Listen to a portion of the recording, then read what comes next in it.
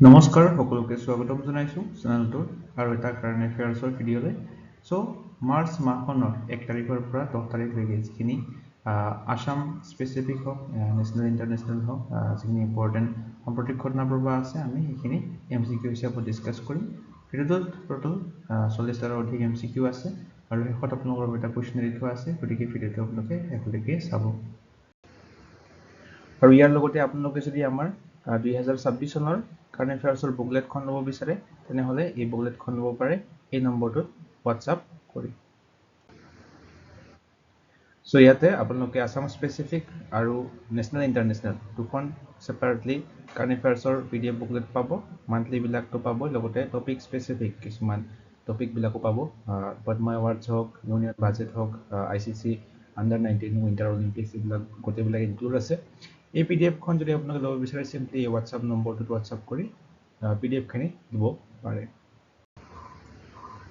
প্ৰথম প্ৰশ্নটো হৈছে recently in which place was the newly built science city of Assam recently inaugurated তো শেহতীয়াকৈ অসমত এখন নৱনিৰ্মিত বিজ্ঞান চহৰ উদ্বোধন কৰা হৈছে কোনখন ঠাইত আমাক সুধিছে আৰু এইখন হৈছে এইখন নতুন সায়েন্স সিটি অফ আসাম তো এইখন সোণাপুৰৰ টেপেচিয়াত উদ্বোধন কৰা হৈছে শেহতীয়াকৈ এতে চাব পাৰে 2026 চনৰ 10 মাৰ্চৰ দিনা গুৱাহাটীৰ উপকণ্ঠ টেপেচিয়া সোণাপুৰত ৰাজ্যৰ প্ৰথমখন বিজ্ঞান নগৰ উদ্বোধন কৰে অসমৰ মুখ্যমন্ত্ৰী হিমন্ত বিশ্ব শৰ্মাই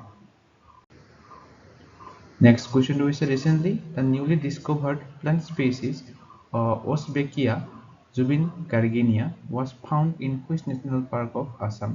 তো শেহতীয়াকৈ Osbekia Zubin gargiana নামৰ নতুন উদ্ভিদ প্ৰজাতি এবিধ আৱিষ্কাৰ কৰা হৈছে অসমৰ কোনখন ৰাষ্ট্ৰীয় উদ্যানত আমাক সুধিছে আৰু এইবিধ হৈছে সেই নতুন প্লান্ট স্পেচিছটো যিটোৰ নাম দিয়া হৈছে Osbekia Zubin gargiana তো very important মনত ৰাখিব আপোনালোকে নামটো আৰু এইটো পোৱা গৈছে মানাস নেশ্যনেল পাৰ্কৰ অপচন সি টো হৈ যাব শুদ্ধ উত্তৰ মানস ৰাষ্ট্ৰীয় উদ্যানত সো শেহতীয়াকৈ গুৱাহাটী ইউনিভাৰ্চিটিৰ ৰিচাৰ্চাৰে এই প্লান্ট স্পেচিছটো যিটোৰ নাম হৈছে Osbekia Zubin gargiana এইটো ডিস্কভাৰ কৰিছে আৰু এইটো প্লান্ট স্পেচিছৰ নামটো আমাৰ হাৰ্টথ্ৰব জুবিন গাৰ্গৰ নামেৰে নামকৰণ কৰা হৈছে to honor his contribution to Assamese culture and environmental awareness আৰু এই প্লান্টটো বিলং কৰে মেলাস্টোমেটাকি ফ্যামিলি এইটো মনত ৰাখিব আৰু এইটো 2021 পৰা 25 চনৰ ভিতৰত চলোৱা বটানিক্যাল ৰিচাৰ্চত এইটো ডিস্কভাৰ কৰা হৈছে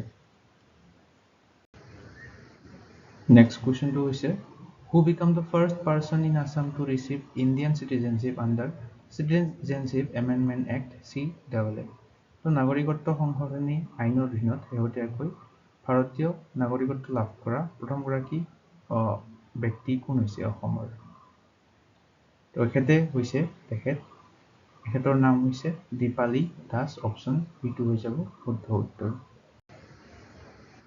সো কাছাৰ জিলাৰ এই 60 বছৰীয়া বয়সীয়া দীপালী দাস হৈছে CAA অৰ্থাৎ নাগৰিকত্ব সংশোধনী আইনৰ অধীনত ভাৰতীয় নাগৰিকত্ব লাভ কৰা প্ৰথমগৰাকী ভাৰতীয় Next question to is recently which Assamese sport personality won Global Gender Equality Award of the International Olympic Committee IOC অৰ্থাৎ আন্তঃৰাষ্ট্ৰীয় অলিম্পিক কমিটিৰ বিশ্ব লিংগ সমতা বঁটা লাভ কৰিছে শেহতীয়াকৈ অসমৰ কোনগৰাকী ক্ৰীড়া ব্যক্তিত্বই তেখেতৰ নাম হৈছে অভিজিত ভট্টাচাৰ্য অপচন বি2 হৈ যাব ইয়াৰে শুদ্ধ উত্তৰ তো আন্তঃৰাষ্ট্ৰীয় অলিম্পিক কমিটিয়ে এই gender equality diversity and inclusion champions award বঁটাবিলাক প্ৰদান কৰে তো অভিজিত ভট্টাচাৰ্যই অসমৰ হয় এখেত হৈছে ইণ্ডিয়ান মেন্স নেশ্যনেল ভলিবল টিমৰ ফৰ্মাৰ কেপ্টেইন অৰ্থাৎ প্ৰাক্তন অধিনায়ক আছিলে ভলিবল দলৰ তেওঁ অসম ভলিবল মিছন 100 দৰে পদক্ষেপ আৰম্ভ কৰিছিলে গ্ৰাম্য অসমত ক্ৰীড়া প্ৰচাৰৰ বাবে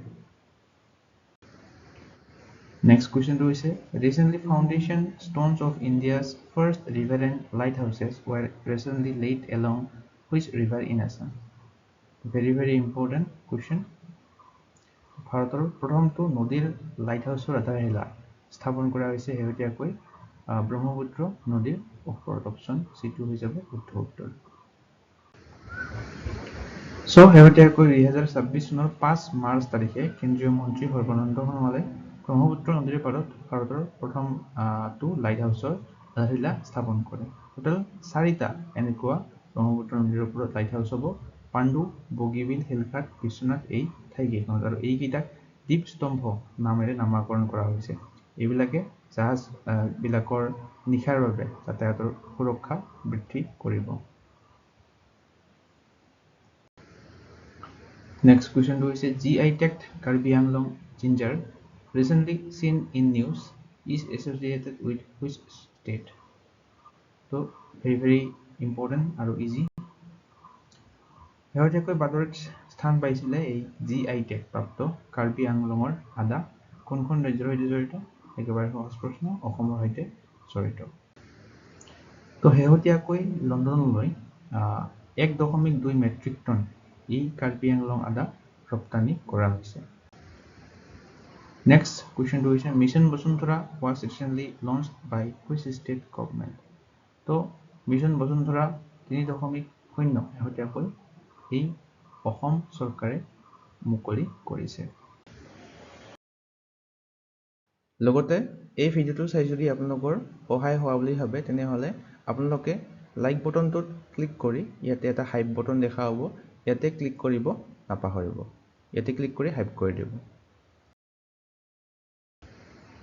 Next question is which traditional language is said to be introduced in Assam schools starting from class 9 in the academic session 2026-27?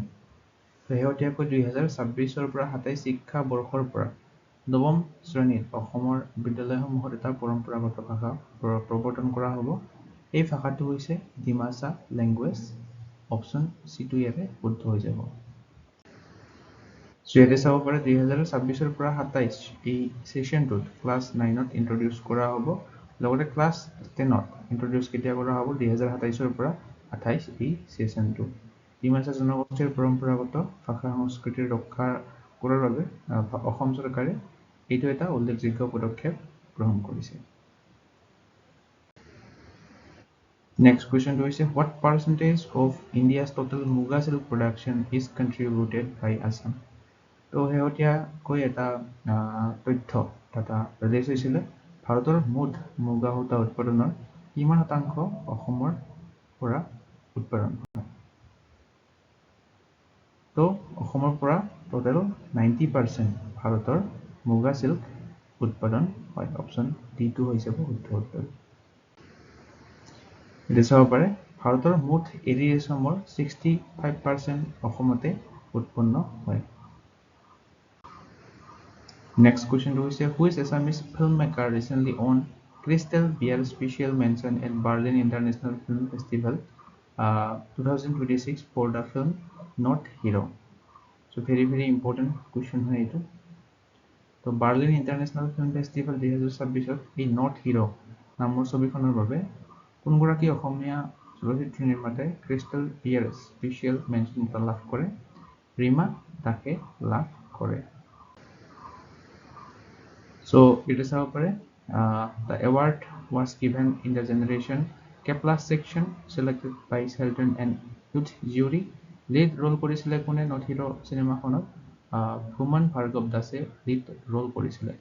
আৰু ৰীমা দাসে previously special mention in the generation 14+ সেকশ্যনত এৱাৰ্ড লাভ কৰিছিলে এই বুলবুল কেন সিং নামৰ ছবিখনৰ বাবে 2019 চনত। Next question is what is the name of Tripura's first incubation and innovation hub launched to promote startups and entrepreneurship? তো startup আৰু উদ্যোগীকৰণৰ প্ৰসাৰ কৰিবলৈ মুকলি কৰা হৈছে ত্ৰিপুৰাৰ প্ৰথমটো ইনকিউবেশন আৰু ইনোভেশন হাব। এইটোৰ নাম কি? এইটোৰ নাম হৈছে টি-নেষ্ট। অপশ্যন C2 হৈ যাব শুদ্ধ উত্তৰ।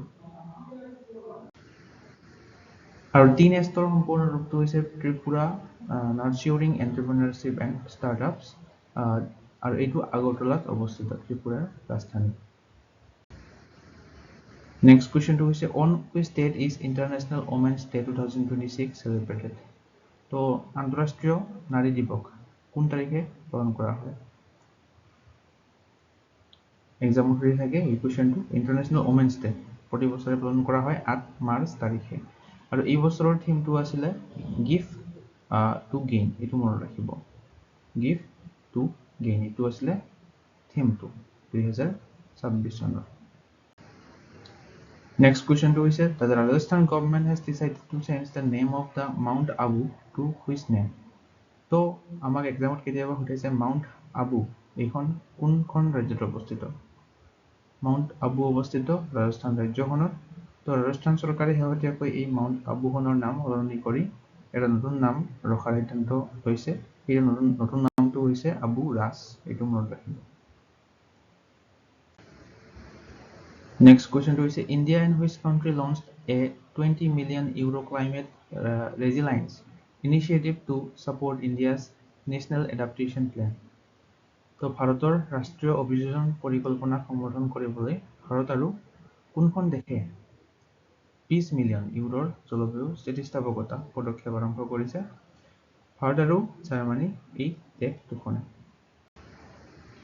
Next question to is village Sandala which declared itself a caste-free village is located in which district of Maharashtra. তো শেহতীয়াকৈ এই Sandala নামৰ গাঁওখনে জাতিমুক্ত গাঁও হিচাপে নিজকে ঘোষণা কৰিছে এই গাঁওখন মহাৰাষ্ট্ৰৰ অহিল্যানগৰ ডিষ্ট্ৰিক্টত অৱস্থিত Next question to is the Sustainable Road Safety Financing Project launched in India in February 2026 is an initiative of which organization? তো বহনক্ষম পথ নিৰাপত্তা বিত্তীয় প্ৰকল্প এইটো কোনটো সংস্থাৰ পদক্ষেপ হয় ফেব্ৰুৱাৰী মাহত আৰম্ভ কৰিছিল এইটো UN Road Safety Fund ইয়াৰে এই সংস্থাটোৰ পদক্ষেপ হয় এইটো Next question to is Catherine O'Hara won SAG Award for Outstanding Performance by a Female Actor in Comedy Series for which show? তো Catherine O'Hara এই The Studio নামৰ কমেডি সিৰিজটোৰ বাবে এই SAG বঁটাটো লাভ কৰিছে তো SAG ৰ সম্পূৰ্ণ ৰূপটো চাব screen actors guild Next question to is 9 cheetah from Botswana were recently released into quarantine enclosures at which national park in India. তো শেহতীয়াকৈ বটছৱানাৰ পৰা 9টা চিতা বাঘ ভাৰতৰ কোনখন ৰাষ্ট্ৰীয় উদ্যানলৈ কোৱাৰেণ্টাইন এনক্লজাৰত মুকলি কৰি দিয়া হৈছে ইয়াৰে শুদ্ধ উত্তৰটো হ'ব অপশ্যন বি কুনো নেশ্যনেল পাৰ্ক আৰু এই কুনো ৰাষ্ট্ৰীয় উদ্যানখন কোনখন ৰাজ্যত অৱস্থিত এইটো মনত ৰাখিব মধ্যপ্ৰদেশ ৰাজ্যখনত অৱস্থিত Next question to is which state government launched Divyang Sahayak Portal, India's first fully integrated online platform for disability welfare schemes. তো এইটো মহাৰাষ্ট্ৰ ৰাজ্য চৰকাৰে আৰম্ভ কৰিছে দিব্যাং সহায়ক পৰ্টেলটো Next question to is who was awarded Jivan Gaurav Samman at National Arogya Fair 2026 জীৱন গৌৰৱ সন্মান লাভ কৰিছে দেবেন্দ্ৰ ত্ৰিগুণাই অপশ্যন বি2 হৈ যাব শুদ্ধ উত্তৰ Next question to is who was the chief guest of Regina Dialogue held in New Delhi from March 4 to 7 2026 তো 2026 চনৰ 4 পৰা 7 মাৰ্চলৈ নতুন দিল্লীত অনুষ্ঠিত হৈছিল ৰেজিনা ডায়লগ ইয়াৰ মুখ্য অতিথি কোন আছিল আলেকজেণ্ডাৰ ষ্টাফ অপশ্যন সি2 হৈ যাব শুদ্ধ উত্তৰ ইয়াৰ লগতে মনত ৰাখিব আলেকজেণ্ডাৰ ষ্টাফ হৈছে ফিনলেণ্ড দেশখনৰ প্ৰেসিডেন্ট এটো চাব পাৰে he is the president of Finland ফিনলেণ্ডৰ আমি ক্যাপিটাল যদি ক'বলৈ যাও ক্যাপিটালখনৰ নাম মনত ৰাখিব হেলচিংকি আৰু আপোনালোকে কমেন্টত কাৰেন্সিটো কি হয় ফিনলেণ্ডৰ আপোনালোকে কমেন্টত জনাব Next question is recently the discovery of bees-like structure beneath the surface of Mars was made by which rover? তো মঙ্গল গ্ৰহৰ পৃষ্ঠৰ তলত সাগৰৰ পাৰৰ দৰে গঠন কোনটো ৰোভাৰে আৱিষ্কাৰ কৰিছিলে? তো এইটো আৱিষ্কাৰ কৰিছিলে চুৰং এই ৰভাৰখনে। আৰু এই ৰভাৰখন হৈছে চাইনাৰ Tianwen-1 মিছনৰ এটা পাৰ্ট বা অংশ। Next question is who is the author of the book Mahatma, a Great Communicator, released in March 2026?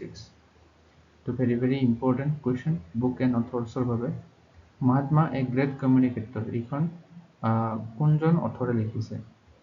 Dhiraj কাকডিয়া লিখি উলিয়াইছে এই গ্ৰন্থখন Mahatma, a Great Communicator. Next question is the Equinas geyser, which recently erupted again after 6 years, is located in which national park? তো প্ৰায় 6 বছৰৰ পিছত শেহতীয়াকৈ পুনৰ উদ্গীৰণ হৈছিলে এই ইচিনাছ গিজাৰটো। এইখন কোনখন ৰাষ্ট্ৰীয় উদ্যানত অৱস্থিত? তো ইকিনাছ গিজাৰটো য়েলোষ্টন নেশ্যনেল পাৰ্কত অৱস্থিত। এইটো মনত ৰাখিব, অপশ্যন চি টো হিচাপ ইয়াৰে শুদ্ধ উত্তৰ। আৰু ইয়াৰে এটা ইম্পৰ্টেণ্ট পইণ্ট আপোনালোকে মনত ৰাখিব, এই ইকিনাছ গিজাৰটো হৈছে ৱৰ্ল্ডছ লাৰ্জেষ্ট এচিডিক গিজাৰ আৰু এইটো আমেৰিকাত অৱস্থিত। বিশ্বৰ আটাইতকৈ ডাঙৰ এচিডিক গিজাৰ হয় এইটো। Next question is Project Hanuman, launched to address human-wildlife conflict, was introduced by which state government? So মানুহ আৰু বন্যপ্ৰাণীৰ সংঘাত দূৰ কৰিবলৈ প্ৰজেক্ট হনুমান এটা ইনিচিয়েটিভ লোৱা হৈছে আৰু এই ইনিচিয়েটিভটো লৈছে অন্ধ্ৰ প্ৰদেশ ৰাজ্য চৰকাৰে। হনুমান ইয়াৰে সম্পূৰ্ণ ৰূপটো মনত ৰাখিব, healing and nurturing unit for monitoring aids and nurturing of wildlife. Next question is who has been appointed as the new Lieutenant Governor of Ladakh? তো শেহতীয়াকৈ লেফটেনেণ্ট গভৰ্ণৰ হিচাপে কাক নিযুক্তি দিয়া হৈছে লাডাখৰ? বিনয় কুমাৰ সাক্সেনাক নিযুক্তি দিয়া হৈছে। Next question is which Indian company has been named an official partner for the World Engineering Day for Sustainable Development 2026? তো বহনক্ষম উন্নয়নৰ বাবে বিশ্ব অভিযান্ত্ৰিক দিৱস 2026 অচৰকাৰী অৰ্থাৎ আনুষ্ঠানিক অংশীদাৰ হিচাপে কোনটো ভাৰতীয় কোম্পানীক মনোনীত কৰিছে? আদানী গ্ৰুপ, অপশ্যন বি টো হৈ যাব শুদ্ধ উত্তৰ। 8 মাৰ্চত ৱৰ্ল্ড ইঞ্জিনিয়াৰিং ডে পালন কৰা হয় for sustainable development. Next question is who has been appointed as the new Lieutenant Governor of Delhi? তো দিল্লীৰ নতুন লেফটেনেণ্ট গভৰ্ণৰ হিচাপে নিযুক্তি লাভ কৰিছে Taranjit Singh সান্ধুৱে। Next question is Vikram-1 recently seen in the news India's first private rocket developed by which startup? তো ভাৰতৰ প্ৰথমটো ব্যক্তিগত ৰকেট বিক্ৰম-1 নামৰ এই ৰকেটখন কোনটো ভাৰতীয় ষ্টাৰ্টআপৰ দ্বাৰা নিৰ্মিত? এইটো স্কাইৰুট এৰোস্পেচে বিক্ৰম-1 নামৰ ভাৰতৰ ফাৰ্ষ্ট প্ৰাইভেট ৰকেটটো ডেভেলপ কৰিছে। এইখন হৈছে বিক্ৰম-1। Next question is the world's first stem cell therapy for Parkinson's disease received approval in 2026 by which country? তো পাৰ্কিনছন ৰোগৰ বাবে বিশ্বৰ প্ৰথমটো ষ্টেম চেল থেৰাপি অনুমোদন জনাইছে জাপান দেশখনে। Next question is according to the data published by RBI, India's foreign exchange reserves reached a record high of how much in February 2026? এই এমাউণ্টটো হৈছে $728.49 billion, $728.49 billion। Next question is which country launched world's first sovereign financial cloud service infrastructure for secure banking operations? তো banking কাৰ্যকলাপবিলাক নিৰাপদ কৰাৰ বাবে বিশ্বৰ প্ৰথমটো সাৰ্বভৌম বিত্তীয় ক্লাউড সেৱা আন্তঃগাঁথনি UAE অৰ্থাৎ সংযুক্ত আৰব এমিৰেটে মুকলি কৰিছে। Next question is Varanasi entered the Guinness World Record for planting over 2.5 lakh saplings in 1 hour using which plantation technique? তো শেহতীয়াকৈ বাৰাণসী ঠাইখনে 1 ঘণ্টাত মাত্ৰ 1 ঘণ্টা সময়ত 2.5 লাখতকৈ অধিক গছপুলি ৰোপণ কৰিছে আৰু গিনিছ ৱৰ্ল্ড ৰেকৰ্ড কৰিছে। কোনটো কৌশল তেওঁলোকে ব্যৱহাৰ কৰিছিলে? কৌশলটো হৈছে মিয়াৱাকি মেথড। অপচন এটো হৈ যাব ইয়াৰে শুদ্ধ উত্তৰ। আৰু ইয়াৰে যেটো প্ৰিভিয়াস ৰেকৰ্ড আছিলে এইটো আছিলে চাইনা দেশখনৰ। চাইনা দেশখনে 1 ঘণ্টাত 1.53 লাখ গছৰ পুলি ৰোপণ কৰিছে। নতুন ৰেকৰ্ডটো মনত ৰাখিব 2.5 লাখ চেপলিং ৰোপণ কৰিছে 1 আৱাৰত। Next question is which country became the first in the UK to legalize water cremation অর্থাৎ alkaline hydrolysis বুলি ইয়াক কোৱা হয়। পানীৰ দাহন বৈধ কৰা প্ৰথমখন দেশ হৈছে স্কটলেণ্ড দেশখন। স্কটলেণ্ডৰ কেপিটেল কি আপোনালোকে কমেন্টত জনাব।